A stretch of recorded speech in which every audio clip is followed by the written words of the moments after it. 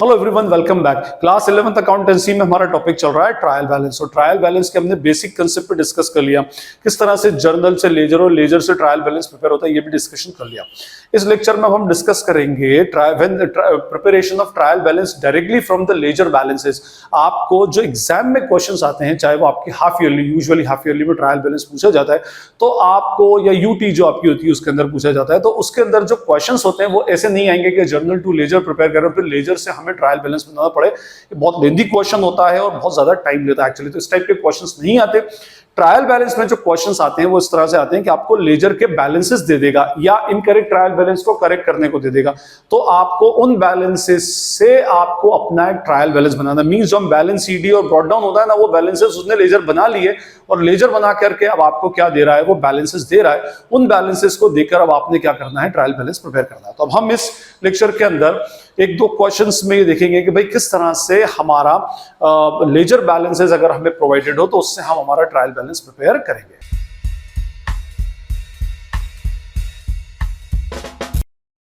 हमारे सामने trial balance का फॉर्मेट है जो हम ऑलरेडी डिस्कस कर चुके हैं। ट्रायल बैलेंस हेडिंग डालिए, एज हेड हम क्वेश्चन देकर के उसमें ऊपर डेट डाल देंगे, सीरियल नंबर है, हेड ऑफ अकाउंट है, एलएफए, डेबिट बैलेंस और क्रेडिट बैलेंस। मैंने आपको बताया कि हमें कौन से क्वेश्चंस करने हैं इसमें, जिसमें लेजर के बैलेंसेस आपको डायरेक्टली गिवन होंगे और उन लेजर के बैलेंसेस से आपको ट्रायल बैलेंस प्रिपेयर करना। देखिए, ट्रायल बैलेंस प्रिपेयर करना लेजर बैलेंस से बहुत ईजी है, बस सिंपल सा आपको वही फंडा याद रखना है। आपके ट्रायल बैलेंस में चार ही चीजों के बैलेंसेस होंगे, वैसे भी घूम फिर कर अकाउंट्स में चार ही बातें होती है। एक तो हो गया आपके बैलेंसेस एसेट्स के, एक होंगे लायबिलिटीज के, एक होंगे एक्सपेंसेस और लॉसेस के, एक होंगे रेवेन्यू, इनकम्स और गेन्स के। अगर आपको पढ़कर देखेंगे कि अगर आइटम एसेट है तो उसको उठाकर कौन से साइड डाल दिया जाएगा, डेबिट साइड में। लायबिलिटी दिख रही है तो उसको क्रेडिट साइड में। एक्सपेंस दिख रहे हैं तो उनका नेचर डेबिट का होता है तो डेबिट साइड में। और रेवेन्यू अगर मेंशन होता है तो आप उस रेवेन्यू को कहां डाल देंगे, क्रेडिट साइड में। फाइन। मेरे पास एक क्वेश्चन है, हम उसको देखें। Prepare the trial balance of Miss Richa as on 31 March 2022 from the following balances. अब ये जिसका है उसका नाम लिखा जाता है in the books of Miss Richa. Trial balance as at 31 March 2022, ये हमारे पास इस दिन पर हमें बनाना है। एज एट लगता है ट्रायल बैलेंस में, क्यों लगता है ये प्रीवियस लेक्चर में मैं आपको एक्सप्लेन कर चुका हूं, वहां पर उसको देख सकते हैं। Anyway, first item is capital. तो सबसे पहले आप इधर नंबर 1 डालेंगे और इधर लिखेंगे कैपिटल अकाउंट। अब आप सोचिए, capital is a liability and nature of liability is credit, तो ये जाएगा 4600 towards credit side. Second item is cash. Cash is an asset for the firm which will be debited. तो number 2, cash account debit by rupees 240. Third is what? Commission paid. अब जब ये paid बोल रहा है means commission is an expense which will be debited. तो number 3, commission account. Commission account will be paid by rupees 50 rupees उसमें डाल दिया जाएगा। नेक्स्ट है परचेसेस 2380, तो फोर्थ ट्रांजैक्शन हो जाएगा हमारा परचेसेस अकाउंट। परचेसेस अकाउंट हमारा एक्सपेंस है तो 2380 का हम एक्सपेंस डेबिट डाल देंगे। Bank is of rupees 510, bank is an asset, asset will be debited, तो bank account 510 will be debited, asset है।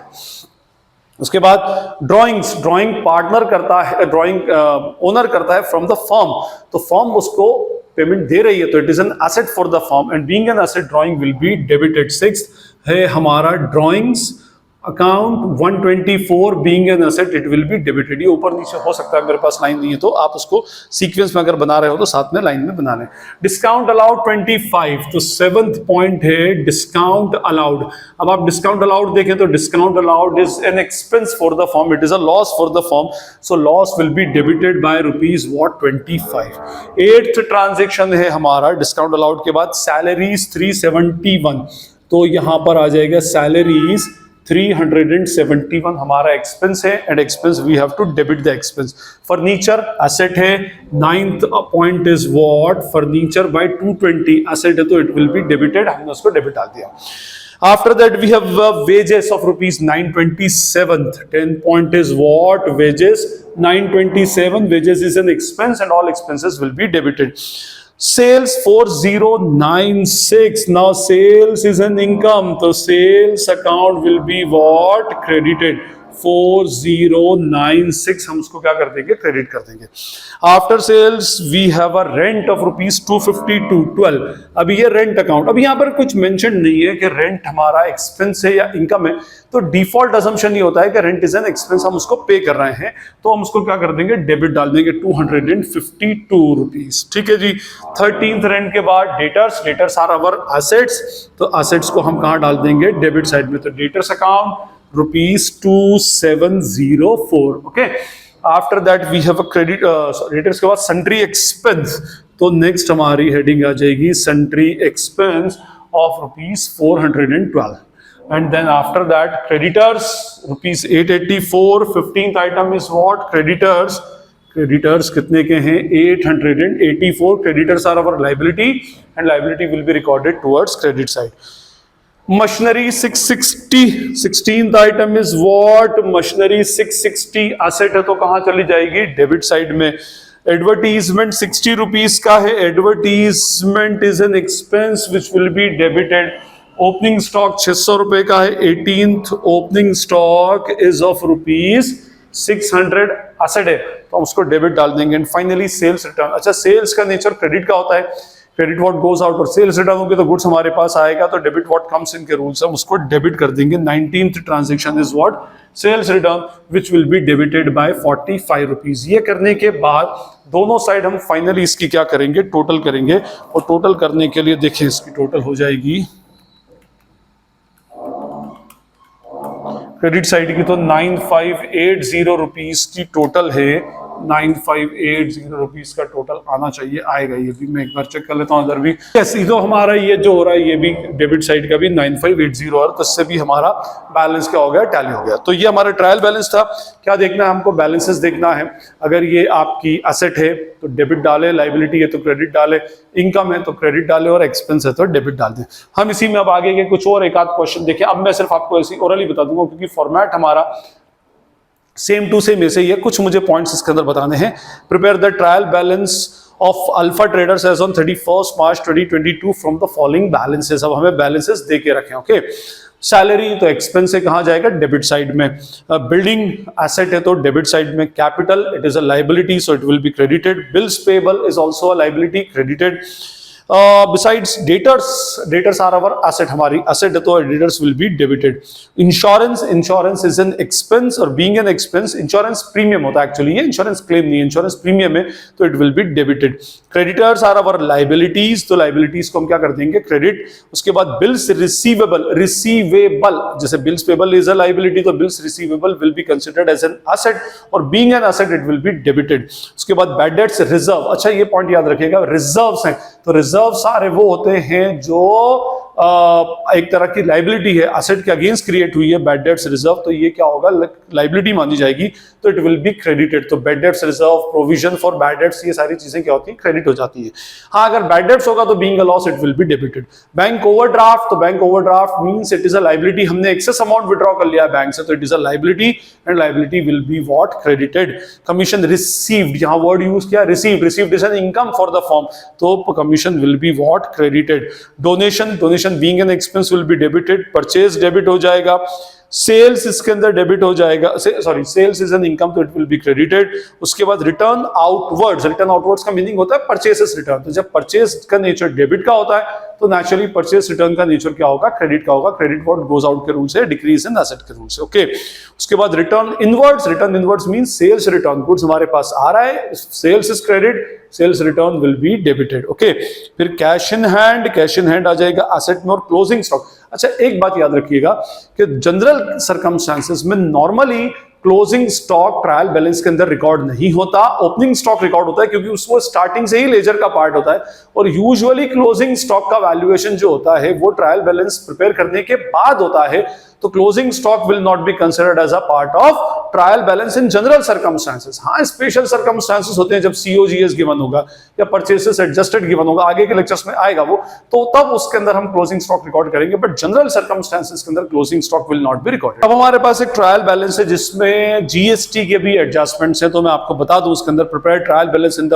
Books of mister Pawan as on 31 March 2022। First item is what, capital 47,200, तो first is capital that is rupees 47,200. Number 2, after capital we have cash 2,400, तो हमने second लिखा cash account debit 2,400. फिर उसके बाद commission paid 500. Number 3, commission paid बोला है तो it will be debited by rupees 500. Purchases 23,800. Number 4, purchases कितना हो जाएगा 23,800. नंबर 4 में हमने डाल दिया. परचेसेस के बाद बैंक इज ऑफ रुपीज 5,100, तो हमने यहाँ पे लिखा बैंक अकाउंट बाय रुपीज 5,100. उसके बाद ड्रॉइंग्स 1240, तो drawing is also an asset which will be debited 1240.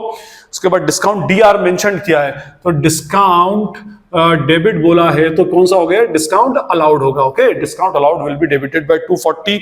Salary 3720, तो हम यहां पर सैलरी अकाउंट डालेंगे 3720. ओके, उसके बाद फर्नीचर 2200.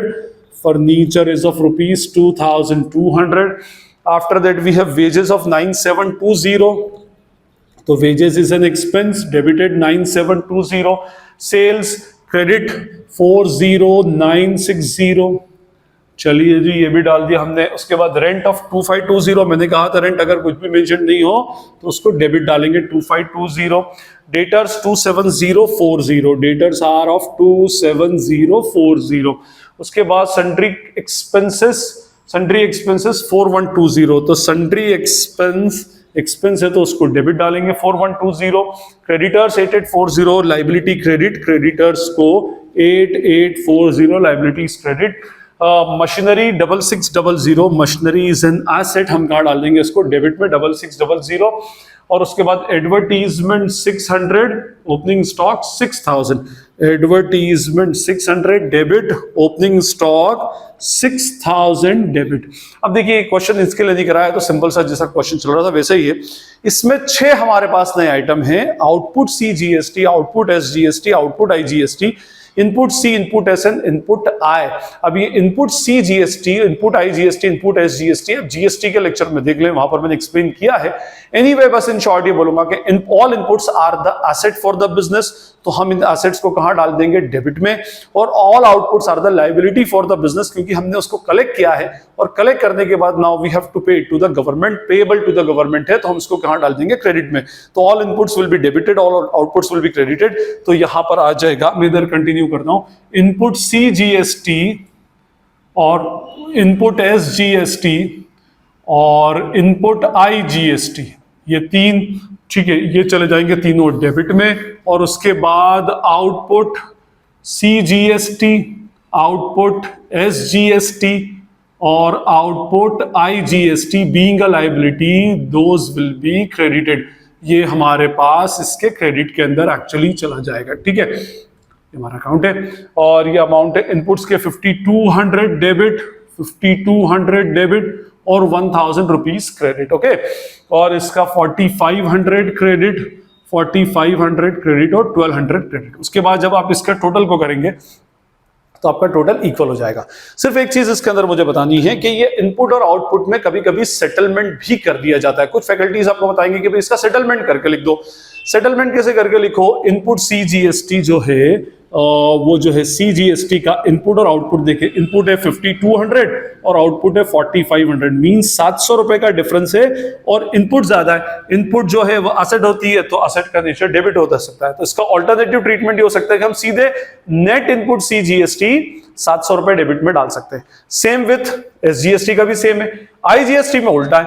IGST में अगर आप देखें तो इसका इनपुट है 1000 और आउटपुट है 1200, तो डिफरेंस अगर हम कैलकुलेट करेंगे तो 200 रुपए का आउटपुट आ रहा है which is a liability which will be credited. तो हम यहां पर एंट्री डाल देंगे नेट आउटपुट IGST रुपीज 200 से. तो ये CGST, SGST और IGST का आप डायरेक्टली भी डाल सकते हैं उसको असेट्स और लायबिलिटी मान करके, या फिर उसका नेट इफेक्ट निकाल करके जो नेट बैलेंस है वो भी आप उसके अंदर लिख सकते हैं. तो ये हमारा ट्रायल बैलेंस का कंसेप्ट था when balances of ledgers are given. बिल्कुल सिंपल सा कंसेप्ट था. आगे हम अनकरेक्टेड ट्रायल बैलेंस वाले केसेस भी डिस्कस करेंगे. आई होप ये आपको क्लियर हो गया होगा GST के साथ में. स्टिल अगर कोई क्वेरी या डाउट लगे तो you can ask in the comment section. अगर आपको वीडियो पसंद आता है तो उसको अपने फ्रेंड्स के साथ शेयर करें, चैनल को सब्सक्राइब करें, वीडियो को लाइक करें. This is Najeeb Hashmi signing off from Najeeb Hashmi's academy. Thank you.